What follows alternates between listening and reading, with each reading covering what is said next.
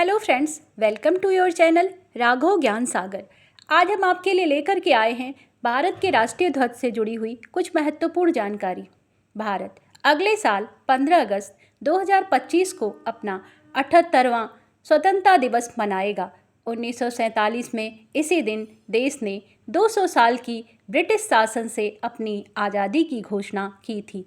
आइए जानते हैं राष्ट्रीय ध्वज से जुड़ी हुई 10 बातें।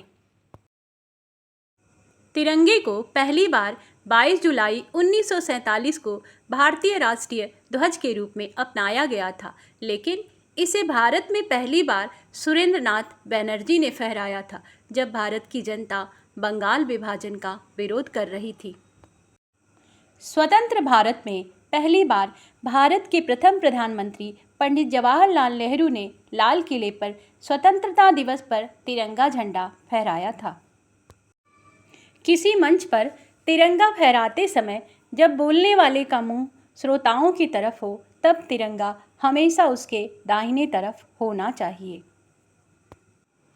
आम नागरिकों को अपने घर या ऑफिस में आम दिनों में भी तिरंगा फहराने की अनुमति 22 दिसंबर 2002 के बाद मिली।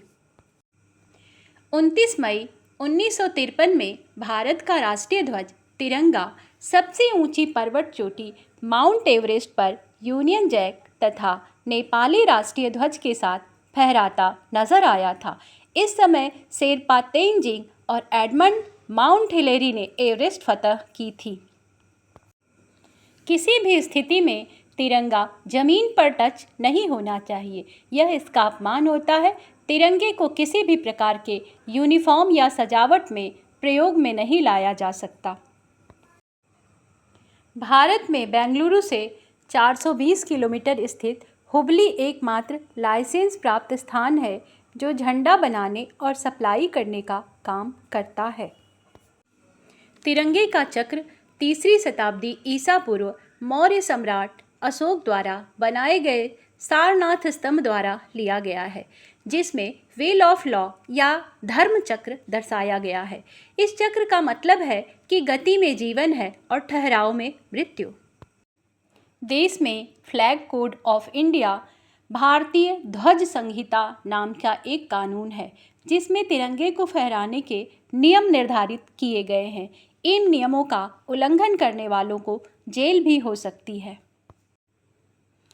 तिरंगे का निर्माण हमेशा रेक्टेंगल शेप में ही होगा, जिसका अनुपात 3:2 तय है, जबकि अशोक चक्र का कोई माप तय नहीं है।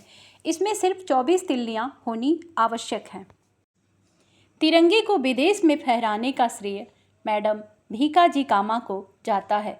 तब तिरंगे का स्वरूप यह नहीं था जिसे आज हम देख रहे हैं। इसमें 8 कमल बने हुए थे।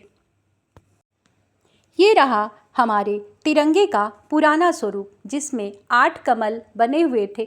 ऊपर की पट्टी ग्रीन कलर की थी, बीच में येलो कलर में वंदे मातरम लिखा हुआ था। नीचे की पट्टी पर रेड कलर की पट्टी पर एक चांद और सूरज बना हुआ था। हमारे तिरंगे ने एक लंबी यात्रा की है, जिसमें उसमें बहुत सारे परिवर्तन आए हैं। ये रहा हमारे तिरंगे का आज का स्वरूप, जिसे आप भी जानते हैं और हम भी जानते हैं, और हम इसका बहुत सम्मान भी करते हैं।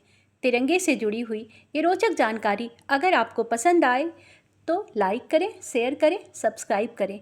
हमारा आपका साथ आपकी सफलता तक।